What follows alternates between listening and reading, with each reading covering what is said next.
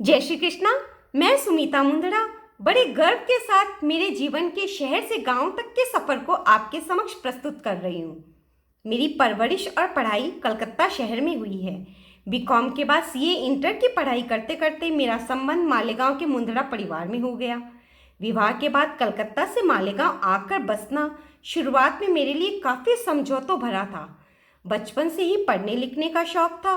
कविता लेखन में बालपन से ही रुचि रही है। विवाह के पूर्व विभिन्न पत्र पत्रिकाओं में मेरी कविताएं और लेखादि प्रकाशित होते रहते थे, पर विवाह के बाद मैं अपने लेखन और पढ़ाई को परिस्थितियोंवश जारी नहीं रख पाई। धीरे धीरे मैं भी पारिवारिक खुशी और गम में रच बस गई। हाँ, कभी कभार अपने काव्य लेखन के शौक को अपनी निजी डायरी में लिखकर पूरा कर लिया करती थी। बस यूं ही समय अपनी गति से चलता रहा और एक दिन मैंने अपनी स्वरचित कविता को सोशल मीडिया पर पोस्ट कर दिया, जिसे स्नेहीजनों का भरपूर स्नेह मिला। बस यहीं से मेरी कलम का पुनर्जन्म हुआ। आज मेरी कलम ही मेरा अस्तित्व, मेरी पहचान और मेरा सम्मान है। छोटा सा गांव मालेगांव मेरी कर्मस्थली बना और आज पूरे भारत भर से मेरी कलम को प्रोत्साहन मिल रहा है। मालेगांव जैसे छोटे शहर में मुझे एक नई पहचान मिली है, जो शायद बड़े शहर की भीड़ में नहीं मिल पाती थी।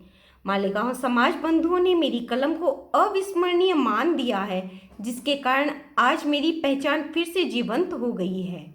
गांव में रहकर भी हम शहरी लोगों से अधिक मिलनसार और सामाजिक हैं। परिवार और समाज में अपना समय बिताते हैं, सामाजिक कार्यक्रमों में सक्रियता से हिस्सा लेते हैं। कोई भी समाज बंधु अगर परेशानी में हो तो मात्र 10 मिनट के अंदर हम उस परिवार के सम्मुख सहायतार्थ खड़े रहते हैं। इतना ही नहीं, नए विचारों और प्रतिभाओं को सहर्ष अपनाने में शहरी लोगों की अपेक्षाकृत गांव के लोगों में अधिक उत्साह रहता है। शहरी तो सुकून और आराम के पलों को ढूंढने के लिए वीकेंड्स पर शहर से बाहर जाते हैं, जबकि हम गांव के लोग 24/7 वही सुकून भरा जीवन जीते हैं। मेरे निजी अनुभवों के आधार पर मैं यही कहना चाहूँगी कि अगर गांव में रहकर सफल और सरल जीवन मिले तो कुछ अनचाही चीज़ों को नज़रअंदाज कर देना चाहिए। जहाँ चाह वहाँ राह। इस कहावत पर अमल करते हुए अपना नज़रिया सकारात्मक रखें और राहों को खुद ब खुद आसान होने दें। धन्यवाद।